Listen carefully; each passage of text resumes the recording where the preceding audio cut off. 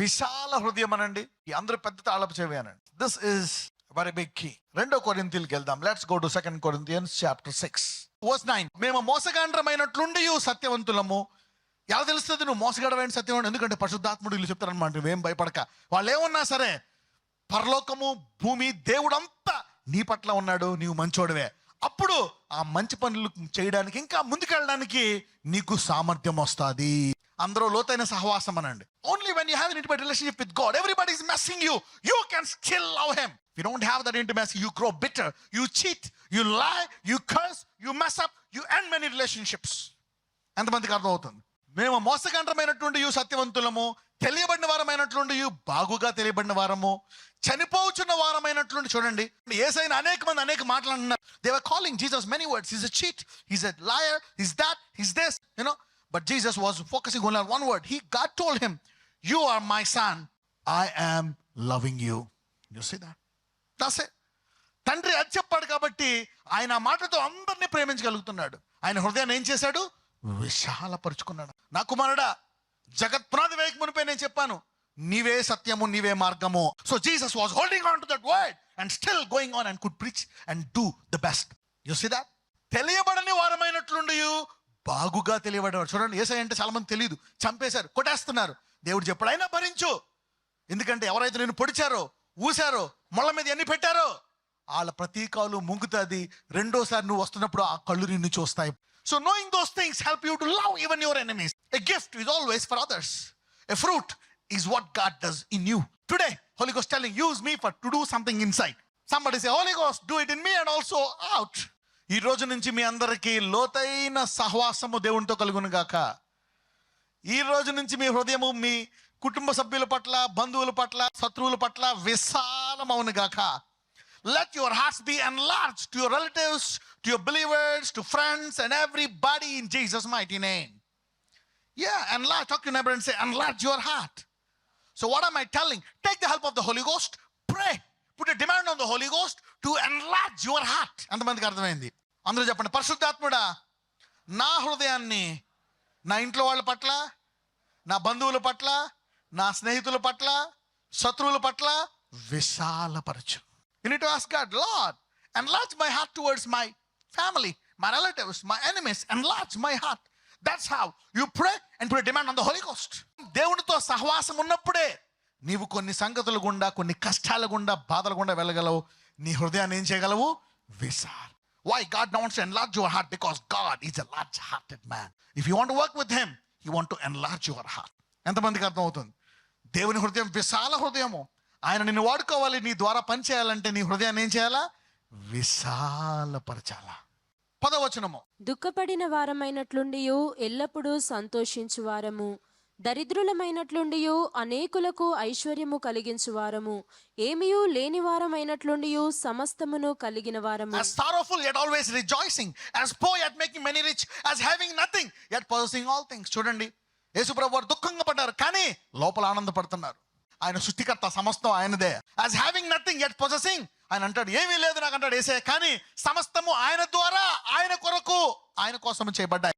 ఇవన్నీ తెలిసినప్పుడే నువ్వు త్యాగం చేయగలవు.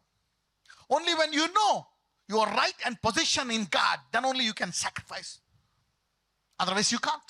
పాలు ఇన్ని వాటిల గుండా వెళ్ళాడు అంటే దేవుడు ఈ శ్రమల గుండా తీసుకెళ్లి పౌలు హృదయాన్ని ఏం చేశాడు? God took Paul through all this mess to enlarge your heart. So your pain and your problem, your fear of death has a purpose. What you are going through, what you went through and what you will go through has a purpose. That is to enlarge your heart. Not just power and authority to become like God.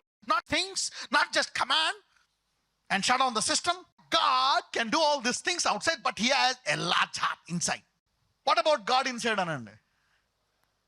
మరి దేవుని లాంటి విశాల హృదయము, మరి దేవునిలాగా ఉండాలంటే విశాల హృదయం ఉండాలా లేదా? పౌలు అంటున్నాడు, ఓ కొరింథీయులారా, అరమర లేకుండా మీతో మాట్లాడుచున్నాను, మా హృదయం ఏమై ఉన్నది? పౌలు లాంటి గొప్ప పరిచర్య కావాలంటే ముందు ఏమడగాల? పౌలు లాంటి విశాలమైన. సో ఇప్పుడు పౌలు, కొరింథీయులారా మీరు ఆశీర్వదించబడాలా అంటే కొరింథీయులకి ఏం చెప్తున్నాడు?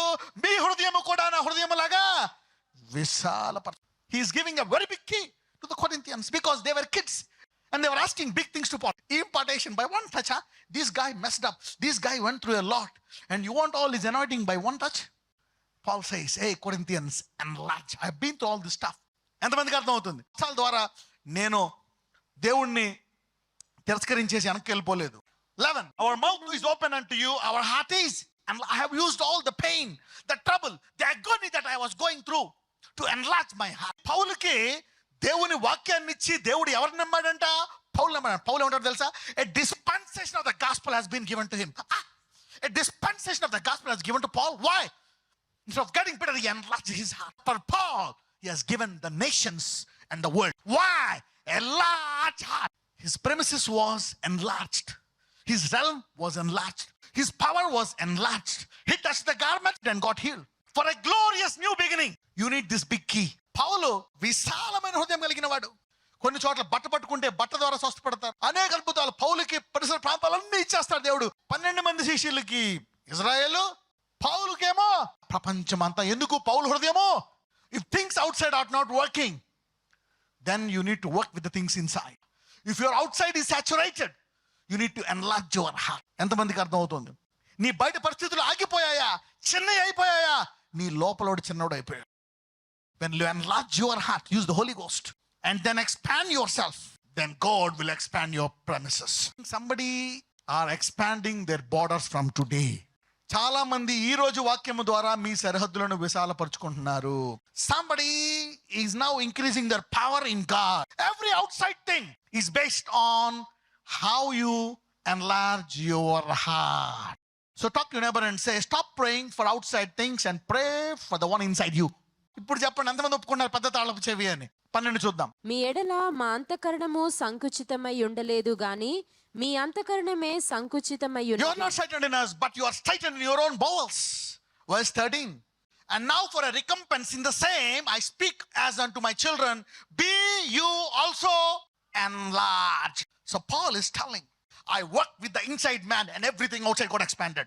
Why you are being stuck in your realm and praying for years and years and nothing happening? God is telling, just take a break for praying the outside man and work with the one inside you.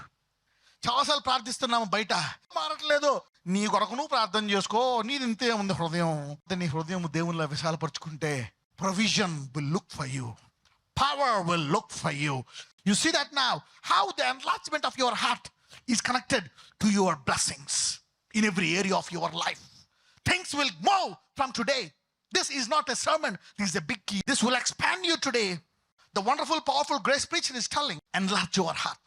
Everybody had a dream. Today I have given you a key where your dream will come to pass. Your vision will come to pass.